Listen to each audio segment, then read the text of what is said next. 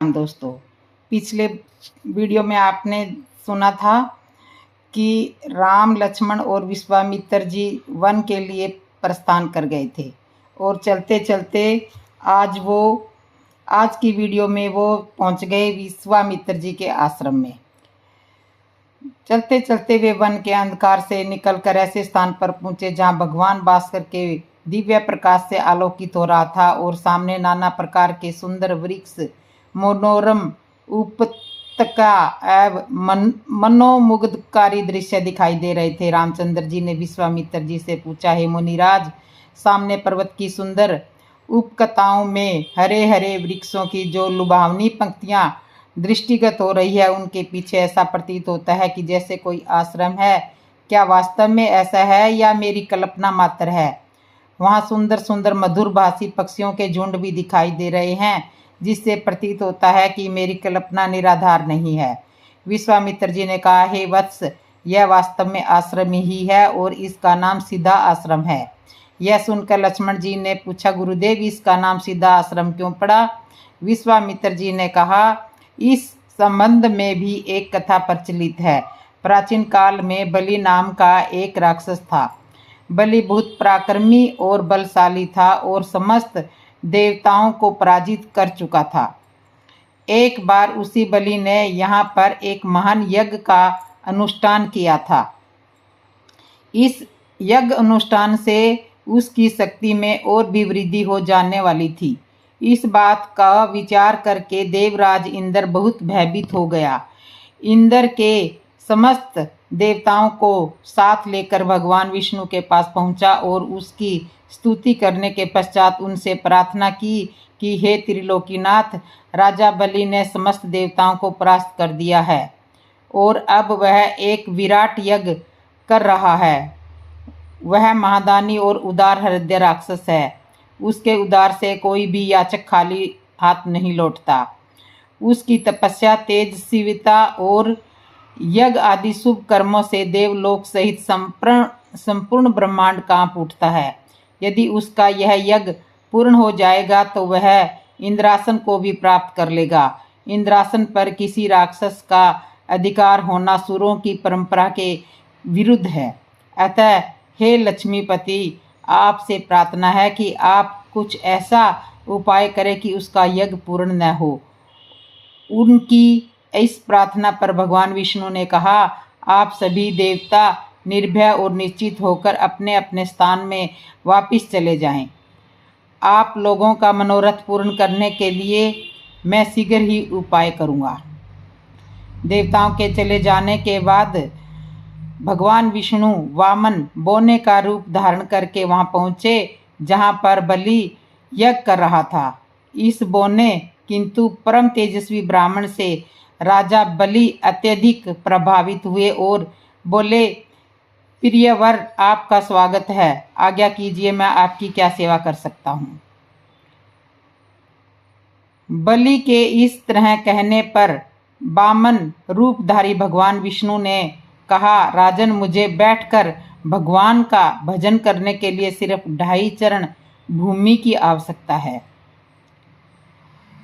इस पर राजा बलि ने प्रसन्नता पूर्वक वामन को 2.5 चरण भूमि नापने की अनुमति दे दी। अनुमति मिलते ही भगवान विष्णु ने विराट रूप धारण किया और एक चरण में संपूर्ण आकाश को और दूसरे चरण में पृथ्वी को, पूरे पाताल को नाप लिया और पूछा, राजन, आपका समस्त राज्य तो मेरे 2 चरण में ही आ गया, अब शेष आधा चरण मैं क्या नापूं?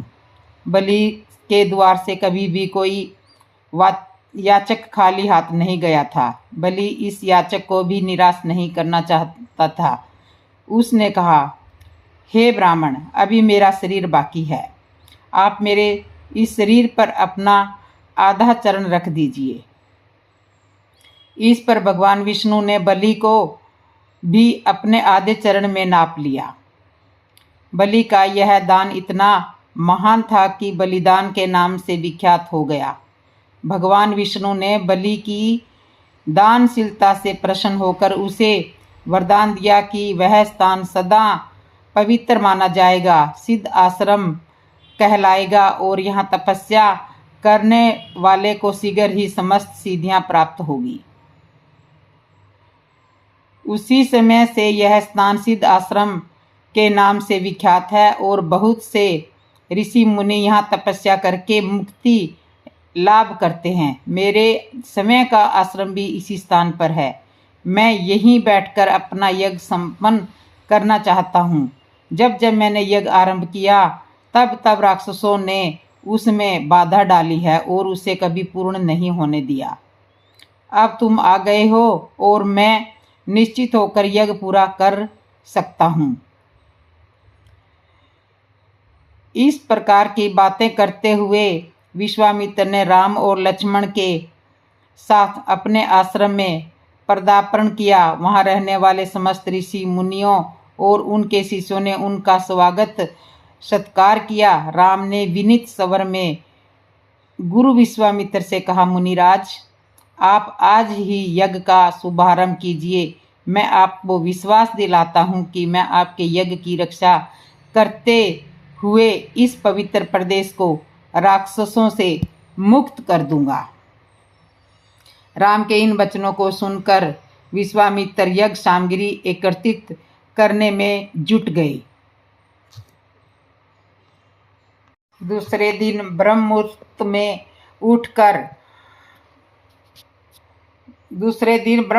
उठकर तथा नित्य कर्म और संध्या उपासना आदि निर्भीत होकर राम और लक्ष्मण गुरु विश्वामित्र के पास जाकर बोले, गुरुदेव, कृपा करके हमें यह बताइए कि राक्षस यज्ञ में विघ्न डालने के लिए किस समय आते हैं। यह हम इसलिए जानना चाहते हैं कि कहीं ऐसा ना हो कि हमारे अनजाने में ही वे आकर उपद्रव मचाने लगे।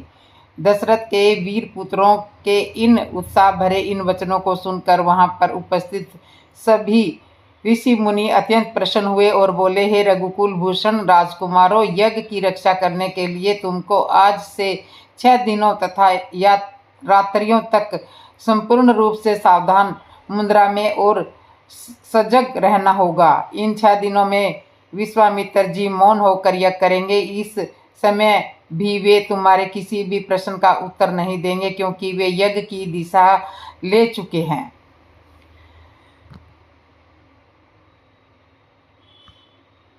सूचना पाकर राम और लक्ष्मण दोनों भाई अपने समस्त शास्त्रों से सुशोभित होकर यज्ञ की रक्षा में तत्पर हो गए। 5 दिन और 5 रात्रि तक वे निरंतर बिना किसी विश्राम के सतर्कता के साथ यज्ञ की रक्षा करते रहे, किंतु इस अवधि में किसी भी प्रकार की विघ्न बाधा नहीं आई। 6वें दिन राम ने लक्ष्मण से कहा, भाई सुमित्रे, यज्ञ का आज अंतिम दिन है और उपद्रव करने के लिए राक्षसों की आने की पूर्ण संभावना है। आज हमें विशेष रूप से सावधान रहने की आवश्यकता है। तनिक भी असावधानी से मुनिराज का यज्ञ और हमारा परिश्रम निष्फल और निरर्थक हो सकता है। राम ने लक्ष्मण को अभी संचेत ही किया था कि यज्ञ सामग्री चम्मच सुमिदा आदि अपने आप भभक उठे। आकाश से ऐसी ध्वनि आने लगी जैसे मेघ गरज रहे हों और सैकड़ों बिजलियां तड़क रही हो। इसके पश्चात मारीच और शिबाहु की राक्षसी सेना रक्त, मांस, मज्जा, अस्थियां आदि की वर्षा करने लगी। रक्त गिरते देखकर राम ने उपद्रवकारियों पर एक खोजपूर्ण दृष्टि डाली। आकाश में मायावी राक्षसों की सेना को देखकर राम ने लक्ष्मण से कहा, लक्ष्मण, तुम धनुष पर सरसंधान करके सावधान हो जाओ। मैं मानव अस्त्र चलाकर इन महापापियों की सेना को अभी नाश किए देता हूँ। यह कहकर राम ने असाधारण फुर्ती और कौशल का प्रदर्शन करते हुए उन पर मानवास्त्र छोड़ा। मानवास्त्र आंधी के वेग से जाकर मारीच की छाती में लगा और वह उसके वेग के कारण उड़कर 100 योजन अर्थात 400 कोस दूर समुद्र में जाकर गिरा। इसके पश्चात राम ने आकाश में आग्नेयास्त्र फेंका, जिससे अग्नि की एक भयंकर ज्वाला प्रस्फुटित हुई और उसने सुबाहु को चारों ओर से आवृत कर दिया।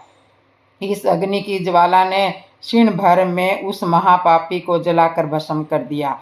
जब उसका जला हुआ शरीर पृथ्वी पर गिरा तो एक बड़े जोर का धमाका हुआ। उसके घातक से अनेक वृक्ष टूटकर भूमि पर गिर पड़े। मारीच और सुबाहु पर आक्रमण समाप्त करके राम ने बचे कुचे राक्षसों का नाश करने के लिए आवाक्य नामक अस्त्र छोड़ दिया।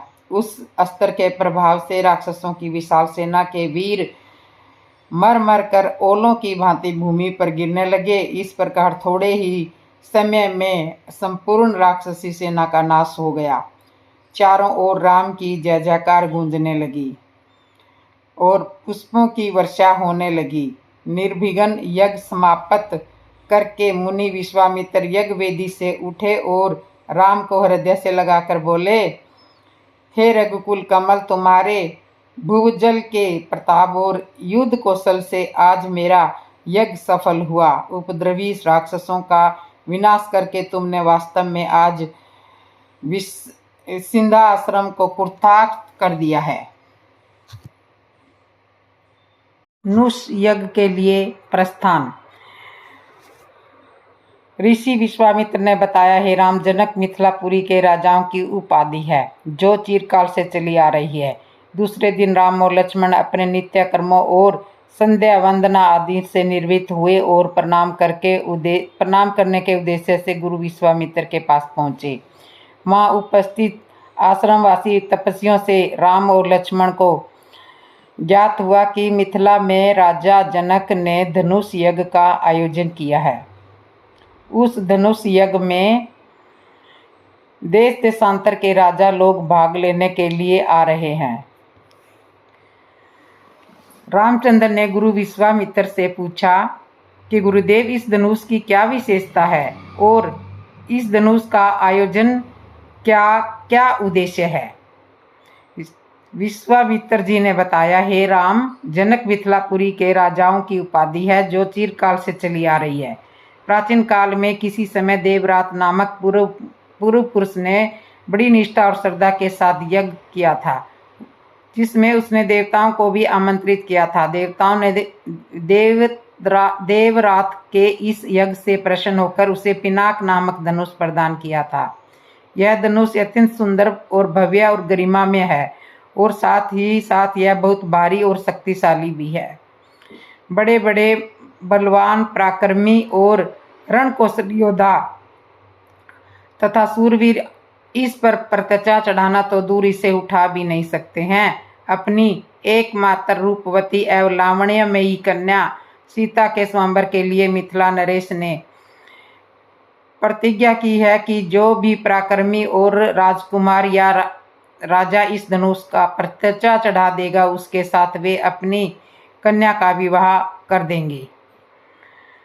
अनेकों देश के राजा एवं राजकुमार भारी संख्या में इस यज्ञ में भाग लेने के लिए मिथिलापुरी पहुंच रहे हैं। हम लोगों की भी इच्छा इस यज्ञ को देखने की है, अतः तुम भी हमारे साथ मिथिलापुरी चलो। उसे देखकर तुम लोगों को भी प्रसन्नता होगी। महर्षि का आदेश अनुसार राम और लक्ष्मण ने भी विश्वामित्र तथा अन्य ऋषि मुनियों के साथ मिथिलापुरी की ओर प्रस्थान किया। मार्ग में अनेक प्रकार के दृश्यों का अवलोकन करते हुए वे आध्यात्मिक चर्चा भी करते थे। इस प्रकार वे सोन नदी के तट पर पहुँचे। विश्वामित्र सहित सभी ऋषि मुनियों ने एवं राजकुमारों ने सरिता के शीतल जल में स्नान किया। उसके बाद संध्या, उपासना आदि से निर्वृत्त होकर धार्मिक कथाओं की चर्चाओं में व्यस्त हो गए। रात्रि अधिक हो जाने पर गुरु की आज्ञा से सभी ने वहीं पर रात्रि व्यतीत की। प्रातः नित्य कर्मों और संध्या वंदना आदि से निर्वृत्त हो जाने के बाद वह मंडली आगे की ओर बढ़ी। वे परम पावन गंगा नदी के तट पर पहुँचे। उस समय मध्याह्न होने के कारण भगवान भास्कर आकाश के मध्य में पहुँच चुके थे और गंगा का दृश्य अत्यंत मनोरम दिखाई दे रहा था। अटखेलियाँ करती हुई लहरों में सूर्य के अनेकों प्रतिबिंब दिखाई दे रहे थे।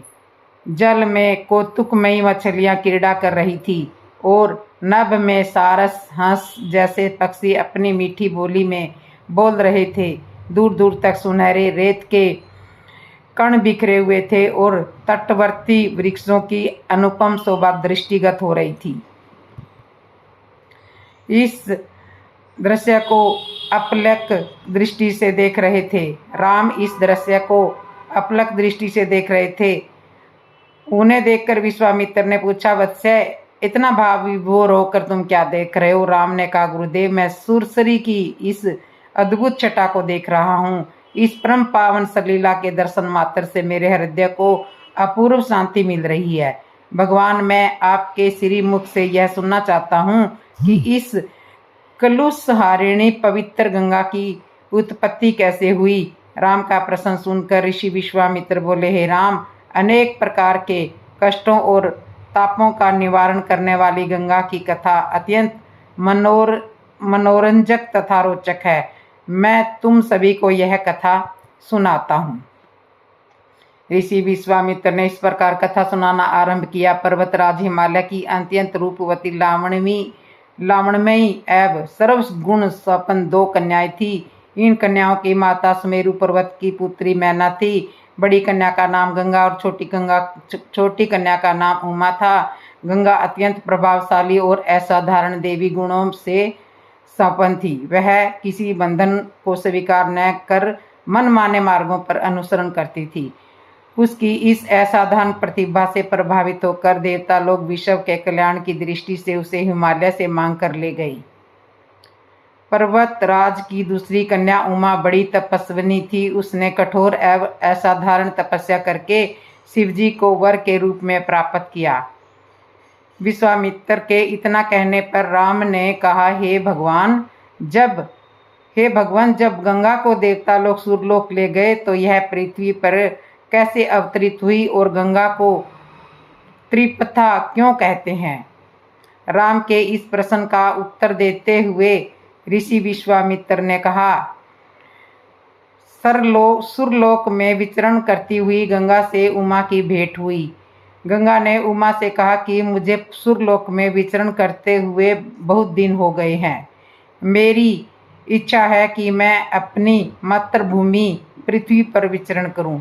उमा ने गंगा को आश्वासन दिया कि वे इसके लिए कोई प्रबंध करने का प्रयत्न करेंगी।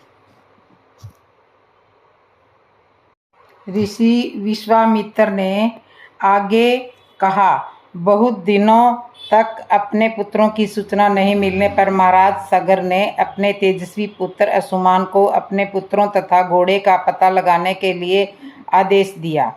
वीर असुमान शस्त्रों से सुशोभित होकर अपने चाचाओं के द्वारा बनाए गए मार्ग से पाताल की ओर चल पड़े। मार्ग न मिलने पर पूजनीय ऋषि गंगा जन्म की कथा।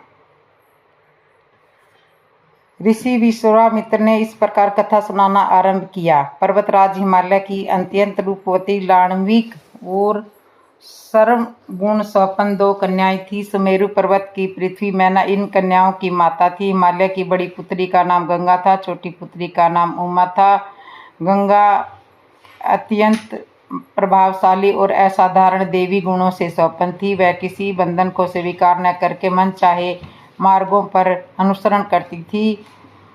उसकी इस असाधारण प्रतिभा से प्रभावित होकर देवता लोग विश्व के कल्याण की दृष्टि से उसे हिमालय से मांग कर ले गए।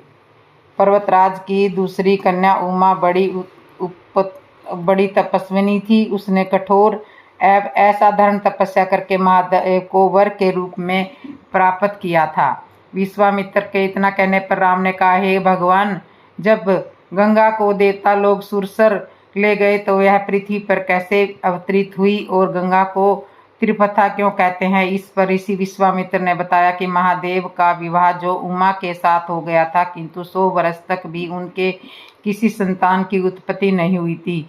एक बार महादेव जी के मन में संतान उत्पन्न करने का विचार आया। तब उनके इस विचार की सूचना ब्रह्मा जी सहित देवताओं को मिली तो वे विचार करने लगे कि शिव जी के संतान के तेज को कौन संभाल सकेगा। उनकी इतनी तेज शंका को शिव जी के सम्मुख प्रस्तुत किया। उनके कहने पर अग्नि ने यह भार ग्रहण किया और परिणाम स्वरूप अग्नि के समान महान तेजस्वी स्वामी कार्तिकेय का जन्म हुआ। देवताओं के इस षड्यंत्र से उमा के संतान होने में बाधा पड़ी तो उन्होंने क्रोध होकर देवताओं को श्राप दिया कि भविष्य में वे कभी पिता नहीं बन पाएंगे। इस बीच सुरलोक में विचरण करती हुई गंगा से उमा की भेंट हुई। गंगा ने उमा से कहा कि मुझे सुरलोक में विचरण करते हुए बहुत दिन हो गए हैं। मेरी इच्छा कि मैं अपनी मातृभूमि पृथ्वी पर विचरण कर सकूं। उमा ने गंगा आश्वासन दिया कि वे इसके लिए कोई प्रबंध करने का प्रयत्न करेगी। वत्स्य राम, तुम्हारी ही अयोध्यापुरी में सर्ग नाम के एक राजा थे। उनका कोई पुत्र नहीं था। सगर की पटरानी केसिनी विदर्भ प्रांत के राजा की पुत्री थी। केसिनी सुंदर, धर्मात्मा और सत्यपरायण थी। सगर की दूसरी रानी का नाम सुमिति था, जो राजा अरिष्ट नेमि की कन्या थी। दोनों रानियों को लेकर महाराज सगर हिमालय के भृंगु परसव नामक स्थान में जाकर पुत्र प्राप्ति के लिए तपस्या करने लगे। उनकी तपस्या से प्रसन्न होकर महर्षि भृंगु ने उन्हें वरदान दिया कि तुम्हें बहुत से पुत्रों की प्राप्ति होगी। दोनों रानियों में से एक का केवल एक ही पुत्र होगा, जो कि वंश को बढ़ाएगा, और दूसरी के 60,000 पुत्र होंगे। कौन सी रानी कितने पुत्र चाहती है, इसका निर्णय वे समय आपस में मिलकर कर लें। केसनी ने वंश को बढ़ाने वाले एक पुत्र की कामना की और गरुड़ की बहन सुमिति ने 60,000 पुत्रों की। उचित समय पर रानी केसनी ने असमज नामक पुत्र को जन्म दिया। रानी सुमिति के गर्भ से एक तुम्बा निकल उसे फोड़ने पर छोटे छोटे 60,000 पुत्र निकले। उन सब का लालन पोषण घी के घड़ों में रखकर किया गया। काल चक्र बीतता गया और सभी राजकुमार युवा हो गए। सगर का ज्येष्ठ पुत्र असमज बड़ा दुराचारी और उसे नगर के बालकों को सरयू नदी में फेंककर उन्हें डुबोते हुए देखने में बड़ा आनंद आता था। इस दुराचारी पुत्र से दुखी होकर सगर ने उसे अपने राज्य से निकाल दिया था। असमज के असुमान नामक का एक पुत्र था। असुमान अत्यंत सदाचारी और पराक्रमी था। एक दिन राजा सगर के मन में अश्वमेध यज्ञ करने का विचार आया। शीघ्र ही उन्होंने अपने इस विचार को कार्य रूप में परिणित कर दिया। राम ने ऋषि विश्वामित्र से कहा, गुरुदेव, मेरी रुचि अपने पूर्वज सगर की यज्ञ गाथा को विस्तार पूर्वक सुनने की है, अतः कृपा करके इस वृत्तांत को पूरा सुनाइए। राम के इस तरह कहने पर ऋषि विश्वामित्र प्रसन्न होकर कहने लगे, राजा सगर ने हिमालय एवं विंध्याचल के बीच हरी भरी भूमि पर एक विशाल यज्ञ मंडप का निर्माण कराया। फिर अश्वमेध यज्ञ के लिए श्यामकर्ण घोड़ा छोड़कर उसकी रक्षा के लिए पराक्रमी असुमान को सेना के साथ उसके पीछे पीछे भेज दिया। यज्ञ की संभावित सफलता के परिणाम की आशंका से भयभीत होकर इंद्र ने एक राक्षस का रूप धारण करके उस घोड़े को चुरा लिया। घोड़े की चोरी की सूचना पाकर सगर ने अपने 60,000 पुत्रों को आदेश दिया कि घोड़ा चुराने वाले को पकड़कर या तो मारकर या लाओ या घोड़ा वापस लाओ। पूरी पृथ्वी में खोजने पर भी जब घोड़ा नहीं मिला तो इस आशंका से कि किसी ने घोड़े को तहखाने में न छुपा रखा हो, सगर के पुत्रों ने संपूर्ण धरती को खोदना आरंभ कर दिया। उनके इस कार्य से असंख्य भूमि तल निवासी प्राणी मारे गए। खोदते खोदते वे पाताल तक जा पहुँचे। उनके इस निश्चयकृत की देवताओं ने ब्रह्मा जी से शिकायत की तो ब्रह्मा जी ने कहा कि ये राजकुमार क्रोध एवं मंद से अंधे होकर ऐसा कर रहे हैं। पृथ्वी की रक्षा कर दायित्व कपिल पर है, इसलिए वे इस विषय में कुछ न कुछ आवश्यक करेंगे। पूरी पृथ्वी को खोदने के बाद भी जब घोड़ा और उसको चुराने वाला चोर नहीं मिला तो निराश होकर राजकुमारों ने उसकी सूचना अपने पिता को दी। रुष्ट होकर सगर ने आदेश दिया कि घोड़े को पाताल में जाकर ढूंढो। पाताल में घोड़े को खोजते खोजते वे सनातन वसुदेव कपिल के आश्रम में पहुंच गए। उन्होंने देखा कि कपिल देव आंखें बंद करके बैठे हैं और उन्हीं के पास में यज्ञ का वह घोड़ा बंधा हुआ है। उन्होंने कपिल मुनि को घोड़े का चोर समझकर उनके लिए अनेक दुर्वचन कहे और उन्हें मारने के लिए दौड़े। सगर के इन कुकृत्यों से कपिल मुनि की समाधि भंग हो गई। उन्होंने क्रोध होकर सगर के उन सब पुत्रों को भस्म कर दिया।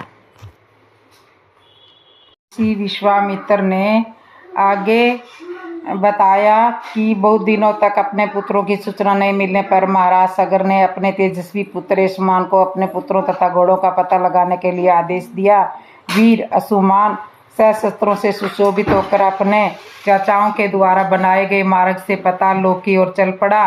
मार्ग में मिलने वाले पूजनीय ऋषि मुनियों का यथोचित सम्मान करके अपने लक्ष्य के विषय में पूछता हुआ उस स्थान पर पहुंचा जहां पर उसके चाचाओं के भस्मीभूत शरीरों को राख पड़ी थी। पास ही यज्ञ का घोड़ा चल रहा था। अपने चाचाओं के भस्मीभूत शरीरों को देखकर उसने अत्यंत लोभ हुआ। उसका मन तर्पण करने के लिए जलाशय की खोज की किंतु उसने कोई भी जलाशय दृष्टिगत नहीं हुआ। तभी उसकी दृष्टि अपने चाचाओं के मामा गरुड़ पर पड़ी। उन्हें सादर प्रणाम करके असुमान ने पूछा कि हे पितामह, मैं अपने चाचाओं का तर्पण करना चाहता हूँ। समीप में यदि कोई सरोवर हो तो कृपा करके उसका पता बताइए। यदि आपको इनकी मृत्यु के विषय में कुछ जानकारी है तो वह भी मुझे बताने की कृपा करें। गरुड़ जी ने बताया कि किस तरह से इंद्र ने घोड़े को चुराकर कपिल मुनि के पास छोड़ दिया था और उसके चाचाओं ने कपिल मुनि के साथ उदंड व्यवहार किया था, जिसके कारण कपिल मुनि ने उन सबको भस्म कर दिया। इसके पश्चात गरुड़ जी ने असुमान से कहा कि वे सब अलौकिक शक्ति वाले दिव्य पुरुष के द्वारा भस्म किए गए हैं, अतः अलौकिक जल से तर्पण करने से इनका उद्धार नहीं होगा। केवल हिमालय की ज्येष्ठ पुत्री गंगा के जल से ही तर्पण करने से इनका उद्धार संभव है। अब तुम घोड़े को लेकर वापस चले जाओ, जिससे कि तुम्हारे पितामह का यज्ञ पूर्ण हो सके। गरुड़ जी की आज्ञा अनुसार असुमान वापस अयोध्या पहुंचे और अपने पितामह को सारा वृत्तांत सुनाया। महाराज सागर ने दुखी मन से यज्ञ पूरा किया। वे अपने पुत्रों के उद्धार करने के लिए गंगा को पृथ्वी पर लाना चाहते थे, पर ऐसा करने के लिए उन्हें कोई भी युक्ति नहीं सूझी। थोड़ा रुक कर ऋषि विश्वामित्र महाराज सागर के देहांत के पश्चात असुमान बड़ी न्यायप्रियता के साथ शासन करने लगे। असुमान के परम प्रतापी पुत्र दिलीप हुए। दिलीप के वयस्क हो जाने पर असुमान दिलीप को राज्य का भार सौंपकर हिमालय की कंदराओं में जाकर गंगा को प्रसन्न करने के लिए तपस्या करने लगे, किंतु उन्हें सफलता प्राप्त नहीं हो पाई और वे सर्व सिधार गए। इधर जब राजा दिलीप का धर्मनिष्ठ पुत्र भागीरथ बड़ा हुआ तो उसे राज्य का भार सौंपकर दिलीप भी गंगा को पृथ्वी पर लाने के लिए तपस्या करने चले गए, पर उन्हें भी सफलता नहीं मिली। भागीरथ बड़े प्रजावत्सल नरेश थे, किंतु उनकी कोई संतान नहीं थी। इस पर वे अपने राज्य का भार मंत्रियों को सौंपकर समय गंगा अवतरण के लिए गोकर्ण नामक तीर्थस्थान पर जाकर कठोर तपस्या करने लगे। उनकी अभूतपूर्ण तपस्या से प्रसन्न होकर ब्रह्मा जी ने उन्हें वर मांगने के लिए कहा। भागीरथ ने ब्रह्मा जी से कहा कि हे प्रभु, यदि आप मुझ पर प्रसन्न है तो मुझे यह वर दीजिए कि सगर के पुत्रों को मेरे प्रयत्नों से गंगा का जल प्राप्त हो, जिससे कि उनका उद्धार हो। इसके अतिरिक्त मुझे संतान उत्प्राप्ति का भी वर दीजिए, ताकि इक्ष्वाकु वंश नष्ट न हो। ब्रह्मा जी ने कहा कि संतान का तेरा मनोरथ शीघ्र ही पूर्ण होगा, किंतु तुम्हारे मांगे गए प्रथम वरदान को देने में कठिनाई यह है कि जब गंगा जी वेग के साथ पृथ्वी पर अवतरित होगी तो उनके वेग को पृथ्वी संभाल नहीं सकेगी। गंगा जी के वेग को संभालने की क्षमता महादेव जी के अतिरिक्त किसी में भी नहीं है।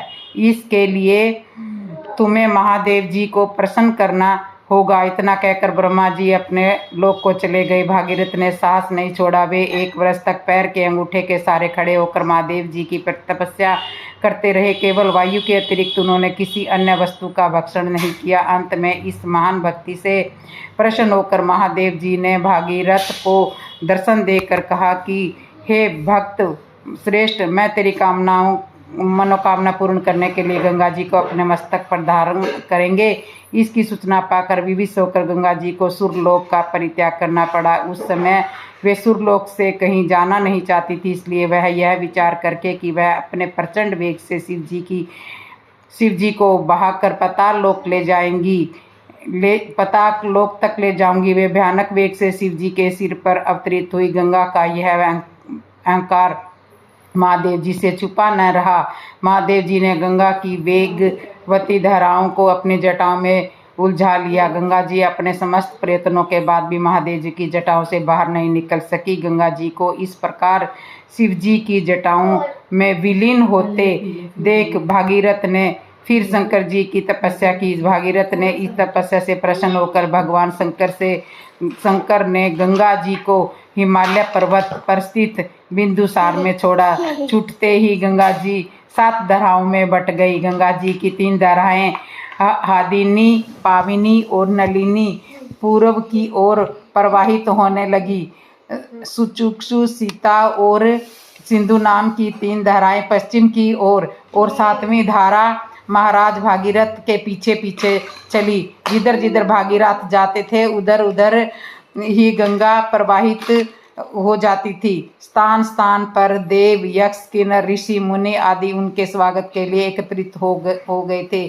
जो भी इस जल का स्पर्श करता भय बाधाओं से मुक्त हो जाता था। चलते चलते गंगा जी उस स्थान पर पहुंची जहाँ ऋषि जहनु यज्ञ कर रहे थे। गंगा जी अपने वेग से उनके यज्ञशाला को संपूर्ण सामग्री के साथ बहा कर ले जाने लगी। इससे ऋषि को बहुत क्रोध आया और उन्होंने क्रोध होकर गंगा का सारा जल पी लिया। यह देखकर समस्त ऋषि मुनियों को बड़ा विषम हुआ और वे गंगा जी को मुक्त कराने के लिए उनकी स्तुति करने लगे।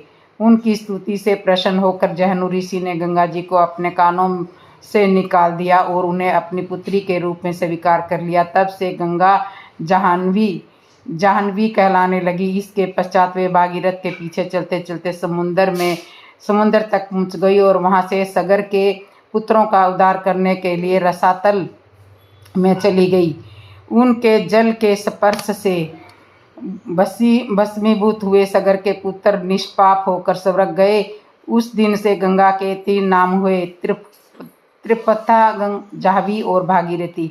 हे रामचंद्र, कपिल आश्रम में गंगा जी के पहुंचने के पश्चात ब्रह्मा जी ने प्रसन्न होकर भागीरथ को वरदान दिया कि तेरे पुण्य के प्रताप से प्राप्त इस गंगा जल से जो भी मनुष्य स्नान करेगा या उसका पान करेगा वह सब प्रकार के दुखों से रहित होकर अंत में स्वर्ग को प्रस्थान करेगा।